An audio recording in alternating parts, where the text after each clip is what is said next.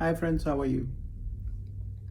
मेरे एक बहुत ही प्यारे सेल्स मैनेजर से 3-4 दिन पहले मेरी बात हो रही थी और वो मुझसे बात कर रहे थे कि जो है वो किसी मीटिंग में जा रहे हैं कंपनी के और वो चाहते हैं कि वो अपना पर्पस, अपनी वैल्यूज़ और अपनी मिशन स्टेटमेंट जो है वो लिख के लेके जाएं। मुझे हंसी भी आई और मुझे उस पर बहुत प्यार भी आया, इसलिए कि he is at least one man who is trying to do things in the right way, or perhaps he's trying to do the right things in the right way. लेकिन मैंने उसको ये समझाने की कोशिश की, मैंने उसको कहा कि भाईजान बात ये है कि once you are trying to write your own purpose and your values and your mission statement, it is very likely that the possibility of having a coincidence between your vision and company's vision can occur. ये तो हो सकता है ना कि जो तुम्हारी values हैं और जो तुम्हारे पर्पसेस हैं वो कंपनी की वैल्यू और पर्पसेस के साथ अलाइन ना कर रहे हो, तो फिर जो मसाइल हैं वो बड़े ख़राब हो जाएंगे और perhaps you could become a बागी इन द कंपनी। कह सकते हैं कि जी ये तो उन वैल्यूज़ को और उस कल्चर को जो है वो फॉलो नहीं करना चाहता जो कि कंपनी इस्टेब्लिश करना चाह रही है। तो बातों बातों में 2-4 चीज़ें जो है वो डिस्कस हुई और वो बड़ी इंसाइटफुल चीज़ें थी। तो मैंने सोचा चले उसी सेल्स मैनेजर के वसातत से, उसी के वसीले से जो है वो ये बात जो है इसको डिस्कस भी कर लिया जाए। तो मेरी जो उसके साथ बात हुई वो मैंने उसको यही सवाल किया, मैंने कहा यार ये बताओ कि बेसिकली जो मार्केटिंग और सेल्स के लोग होते हैं या जो भी कॉर्पोरेट बिजनेस में भी जो लोग इंगेज्ड हैं, उनका बेसिक ऑब्जेक्टिव क्या होता है? उनका बेसिक ऑब्जेक्टिव होता है कस्टमर सेटिस्फैक्शन।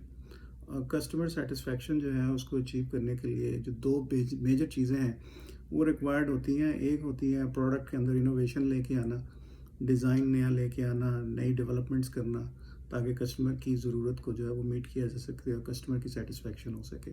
और दूसरी चीज़ ये है कि आप कस्टमर सर्विस प्रोवाइड करना। कस्टमर सर्विस जो है वो आज के दौर में जो है वो बहुत ज़बरदस्त चीज़ है।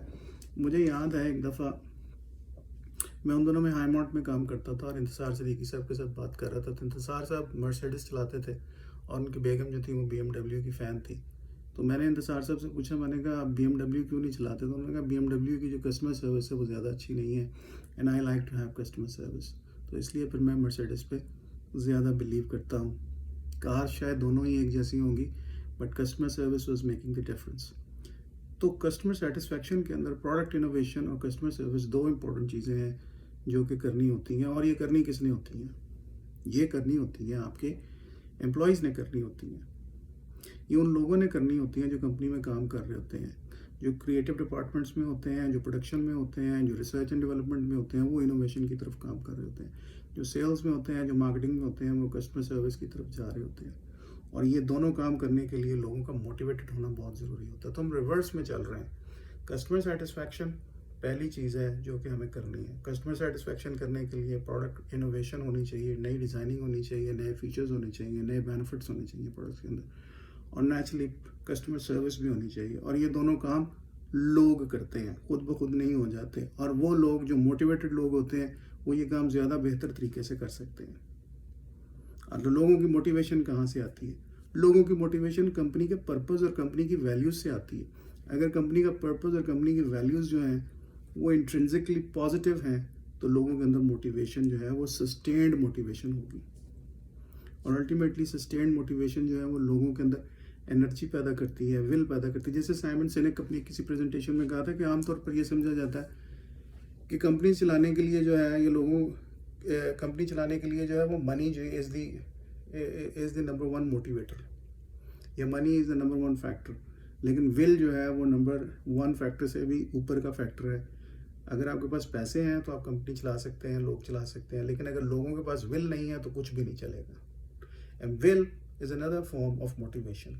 तो मोटिवेशन, पॉजिटिव मोटिवेशन जो है वो पर्पस से आती है। अगर लोगों को ये पता हो कि हम कंट्रीब्यूट कर रहे हैं towards humanity, towards society, towards development, towards a better future, towards a better world, तो क्या होगा? उनकी मोटिवेशन का लेवल उन लोगों से मुख्तलिफ होगा जो ये सिर्फ सोच रहे हैं कि हमने शेयर होल्डर्स के लिए पैसे कमाने हैं, हमने मालिक को जो है वो ज़्यादा प्रॉफिट बना के देना है। तो उनका मोटिवेशन का लेवल जो है वो नहीं होगा।